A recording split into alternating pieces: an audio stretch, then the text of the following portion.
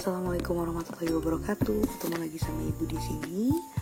Ibu akan menjelaskan lanjutan dari video sebelumnya, di mana di video sebelumnya Ibu sudah menjelaskan tentang unsur dari teks berita. Kali ini Ibu akan menjelaskan tentang menentukan isi sebuah berita. Pertama-tama, untuk mendapatkan isi berita, kalian harus menentukan topik dalam beritanya. Nah, untuk topik dalam berita sendiri itu ada banyak banget nih. Ya, topik dalam berita itu ada bencana alam, sosial, politik, pendidikan, kriminal, olahraga, lingkungan, kesehatan, hiburan, kebudayaan, otomotif, teknologi, ekonomi atau bisnis, dan juga berita internasional. Oke, kita bahas satu-satu ya. Untuk bencana alam dulu nih. Kalau berita bencana alam itu berita yang isinya tuh tentang banjir, gempa bumi, tsunami. Itu adalah berita-berita tentang bencana alam. Jadi kalau kalian menemukan sebuah judul berita, misalnya gini, tanah longsor terjadi siang tadi di Ciamis, berarti itu masuknya ke dalam berita bencana alam.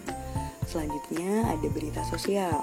Kalau berita sosial itu berita yang umum, tidak terlalu spesifik. Nah, contohnya adalah kebakaran, jatuhnya pesawat terbang, kecelakaan lalu lintas.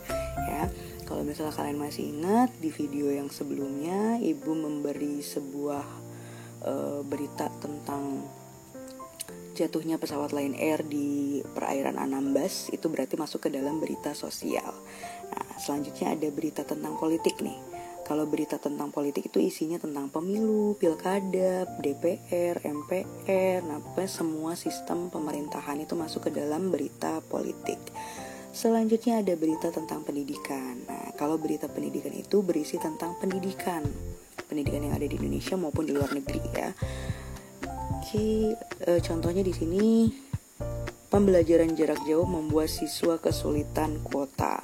Terus atau juga siswa SMP Negeri 2 memenangkan lomba robotik tingkat nasional. Itu masuknya ke dalam berita pendidikan ya, contoh-contoh judul yang seperti itu. Kalau berita kriminal, itu biasanya isinya tuh tentang pencurian, penjamretan, perampokan, pembunuhan. Pokoknya sesuatu hal yang gak baik lah ya, curanmor, terus apalagi ya, pemerkosaan, itu masuknya ke dalam berita kriminal. Nah, misalnya Ibu punya judul kayak gini ya, 20 unit komputer milik SMP Sejahtera dicuri semalam. Nah, kira-kira kalau misalnya judulnya seperti itu, masuknya kemana nih? Ke dalam berita kriminal atau berita pendidikan? Jelas masuk ke dalam berita kriminal, karena fokusnya itu ke pencuriannya, bukan ke sekolahnya ya. Karena fokusnya itu lebih ke pencurian 20 unit komputernya, bukan tentang SMP-nya itu. Selanjutnya kalau ada berita olahraga ya. Kalau berita olahraga itu berita yang informasinya itu dari semua cabang olahraga gitu. Mau sepak bola, basket, terus berita tentang atlet bolanya, misal pemain bolanya kayak gimana gitu ya. Itu masuknya ke dalam berita olahraga. Selanjutnya ada berita tentang lingkungan. Kalau berita tentang lingkungan itu biasanya isinya itu tentang penebangan pohon, pencemaran sampah, terus pencemaran limbah juga. Itu termasuk ke dalam berita-berita lingkungan gitu. Selanjutnya, ini lanjutannya ya. Kalau berita kesehatan ya, kalau berita kesehatan itu isinya tuh tentang tips dan triks menjaga kesehatan.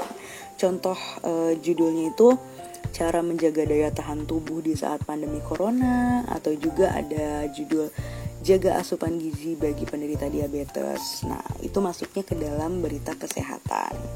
Beda sama halnya dengan berita misalnya kayak gini. Jumlah pasien di Rumah Sakit Gunung Jati pasca Idul Adha meningkat. Itu bukan masuk ke dalam berita kesehatan, tapi masuk ke dalam berita sosial. Kalau berita kesehatan isinya itu cuma tips dan trik ya. Tips dan trik itu masuknya ke dalam berita kesehatan. cara sehat menjaga tubuh di saat pandemi corona. Nah, itu masuknya ke dalam berita kesehatan. Selanjutnya ada berita hiburan. Nah, kalau berita hiburan itu berita yang isinya tentang informasi artis-artis tuh, itu biasanya berita hiburan ya. Gosip artis itu masuknya ke dalam berita hiburan. Tapi kalau misalnya ada judul kayak gini misalnya ya, malam tadi terjadi perampokan di rumah artis Ashanti. Nah, berarti berita tersebut masuknya ke dalam berita kriminal, bukan berita hiburan. Karena fokusnya bukan ke Ashantinya, tapi ke perampokan rumah Ashanti gitu ya. Bukan ke artisnya, tapi lebih ke perampokannya gitu. Kalau berita kebudayaan itu berita isi tentang daerah, misalnya tentang tari topeng Kelana merupakan kesenian khas kota Cirebon, batik Megamendung kebanggaan kota Cirebon. Nah, itu masuk ke dalam berita kebudayaan. Kalau berita tentang otomotif itu berita-berita yang isinya tentang motor, mobil terbaru, pokoknya kendaraan yang hebat lah gitu.